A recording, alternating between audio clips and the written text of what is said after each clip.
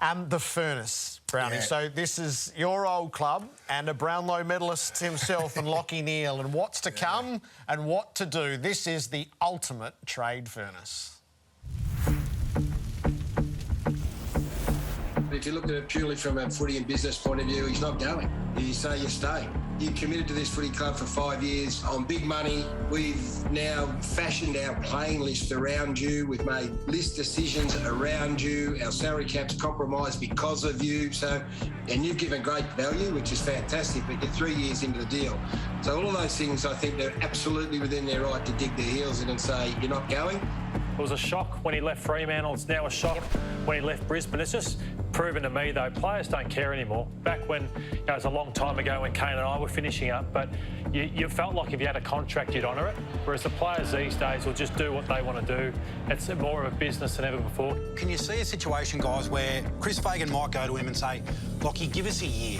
We'll meet you halfway. You've got 2 years to go. Give us a year. We are right there. We are in the window. I honestly think he's done the wrong thing by the Brisbane Lions, Lachie Neale, to drop it on them at this time, to make this terrible announcement at a time when the club is emotionally on its knees after a heartbreaking loss, and 3 years into a 5-year deal that is probably front-ended. I mean, I just don't think he's done the right thing by the club at all. I was shocked by, maybe one of the shockest I've been at a trade story is this, and what will be interesting is how Fremantle deal with this. They can't get sucked into paying whatever is necessary. I would expect them, absolutely, they will play hardball, but they understand the compassionate reasons for that, and everything that he's displayed in the 3 years there has been of a great character. If he's to go back, well, then Brisbane need to be compensated because they gave up an arm and a leg to get him. They did. They traded in really good faith, 6 and 22, and there was a lot of manoeuvring around that. So they've got to get the arm or the leg back. Very good from Jace there. Might get both back, it'd be nice. This has been the biggest talking point of the day. So the real or overreactions out of this. The Lions can't let him go. Oh, I think it's an overreaction, and you know, I've got plenty of knowledge of this, talking to the people up there, but, you know, I think that there are genuine, compassionate reasons there, and, you know, Jules is pregnant, heavily pregnant. We all know the story. So I think that the Lions, ultimately, if Lachie comes into them and says, I definitely want to trade, which he hasn't expressed yet. Yep. You know, he's gone away to think about it. I think the Lions will try and facilitate that trade. However, it'll come at a price. It'll be a favourable deal to the Brisbane Lions. So that's where it's at. I don't think they're drawing a line in the sand and saying, no, this is setting a bad standard or bad precedent. We lost players a few years back. We've got to set this precedent. The players can't leave and break their contract. I think this is a little bit different. And as I said on that from last night, his character, everything he showed in the 3 years, everything he's displayed at the Lions, you have to take him at face value for his reasons for potentially going home. Yep. Very good. So, Jared, the Lions have to let him go. Yeah, so we're aligned on this. So that's real, is if we get to the last day and he does want to go home, it's poor policy, I think, to hold players against their will. And there have been a couple that have worked, but most of them haven't. And most of all, I just don't think it's the right thing to do for your footy club.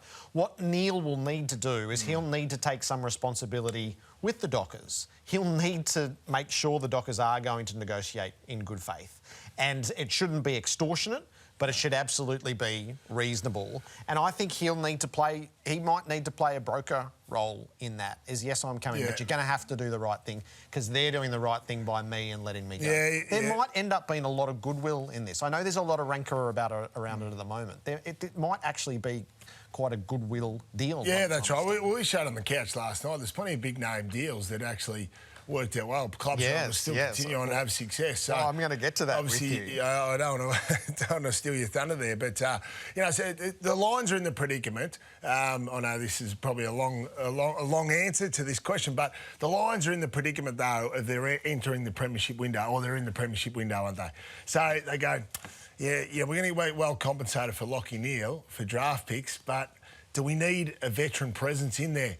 Or do you roll the dice and try and get two of the best young midfielders in the country and just hope like hell there's Chris Judd there? You know, so it's a bit of a risk to take though, isn't it? Because the other veterans are looking at it going, hey, hang on a minute, to the footy club, you know, we're in the window. What are you doing? Why are we getting younger when we're already a pretty young side? And they didn't think that they would be dealing with this now. So he does need to make a quick decision, I think, for the Lions. Yeah. Lockie should give one more year. So this was Rui's suggestion. He articulated it well. He did, yep, absolutely. This is an overreaction because I'm with you, Jared. I think at the end of the day, it's easy to say on the surface, no, you've got to hold him to his contract. But the practical reasons are more difficult beyond it. You're a family man, I'm a family man, so you understand the challenges around that at home. You know, you want to support your loved ones and your wife, especially when there's children involved, and the added pressures of COVID. Now, her family's in Perth. They obviously haven't been able to travel back and forth. So I think you have to take that into consideration, absolutely. No one knew the world was going to be like that. No, they didn't. And so you would think that, you know, you want to have a happy player. The most likely he can be happy and play his best football is things are happy at home. However, if you can't get a deal done, the Lions, with their great culture, Chris Fagan's relationship with Lachie Neale, they'll back themselves in that they can help turn him and he can deliver great performance for 12 more months. Yep. Real or overreaction, Jared?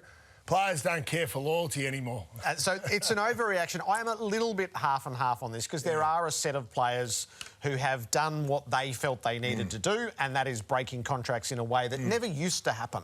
This wasn't. Is it the American influence? I don't know. It's bolshy. Because I expect your generation, when you signed a contract, you knew, OK, so that's me locked away for the next 2 or 3 or 4 years. And now, if you do go to the club and say, I want out, in a way it does hold them hostage. So, but there's still, where I think, well, I'm only half and half, the vast majority of players are still ultimately loyal in a way that doesn't happen in international competition. So we are talking a small minority here, not even a large minority of players who have broken contracts. They have to go north of the border. Rugby league players announce they're going to play with someone else halfway through a season. Could you imagine that? No. I couldn't imagine that. If Lachie Neale walked into the boys halfway through the year and said, by the way, I'm playing for Fremantle next year.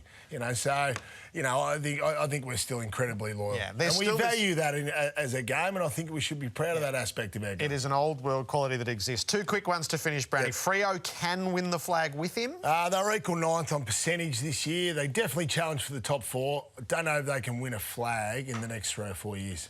And then to close off? Real or overreaction, Brisbane can't win a flag without him. That's the overreaction from what you referenced on Couch last night. It was a great discussion. Remember what happened when Buddy left Hawthorn and Gary Ablett left Geelong and the like.